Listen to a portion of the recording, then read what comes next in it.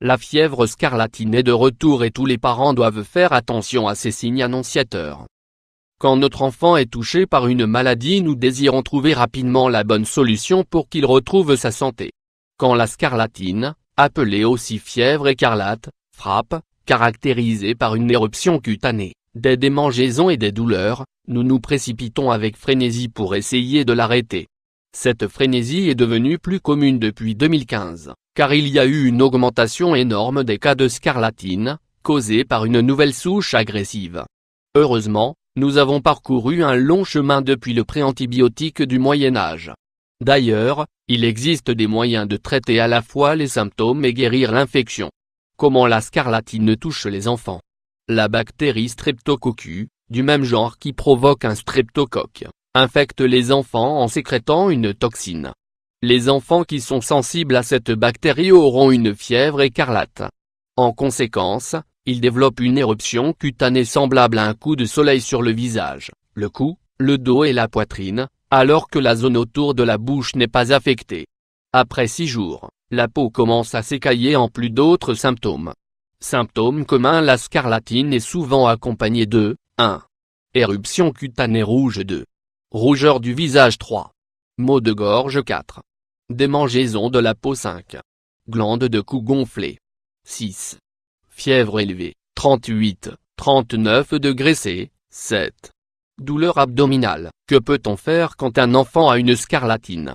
La scarlatine est contagieuse, et vous devez limiter le contact de votre enfant avec ses amis, et ses frères et sœurs.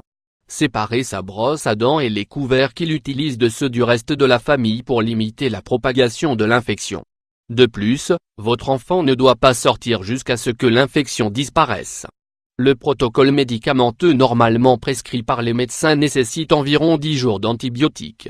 Cependant, votre enfant peut s'améliorer plus vite que cela, mais continuez quand même à lui donner le médicament. Attendez 24 heures après que les symptômes aient disparu avant de le renvoyer à l'école. Il est essentiel de traiter cette bactérie, car si elle n'est pas surveillée, elle peut causer des problèmes dans le cœur, les reins et autre part.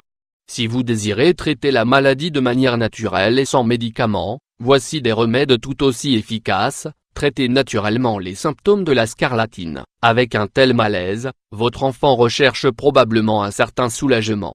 Pour cela, il existe des remèdes naturels que vous devriez essayer avant d'utiliser des analgésiques dangereux. Le vinaigre de cidre de pomme présente de nombreux avantages pour la santé, y compris la capacité de guérir un mal de gorge en le réchauffant, et en y ajoutant une pincée du piment de Cayenne.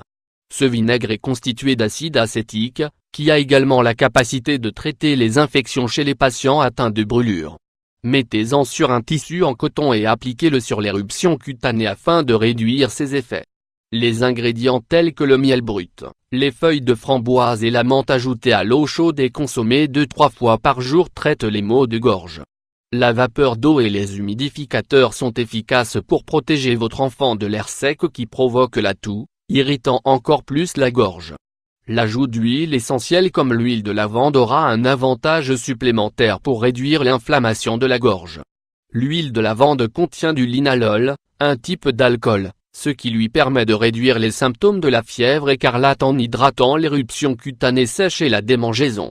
Pour appliquer de l'huile de lavande, ajoutez 2% d'une huile support comme l'huile d'olive ou d'amande pour traiter l'éruption cutanée. Coupez les ongles de votre enfant afin de l'empêcher de se gratter profondément et d'endommager sa peau à cause des démangeaisons. Les soupes et les thés. Les soupes aideront votre enfant à avoir une bonne alimentation et par conséquent à guérir rapidement, alors que les boissons chaudes, comme le thé au miel citron, apaiseront sa gorge. L'hydratation est nécessaire pour maintenir le bon fonctionnement du corps. D'ailleurs, boire est un moyen efficace pour traiter une gorge irritée. Éloignez votre enfant des irritants comme les produits de nettoyage et, bien sûr, de la fumée des cigarettes. Ceci est une autre bonne raison de ne pas fumer.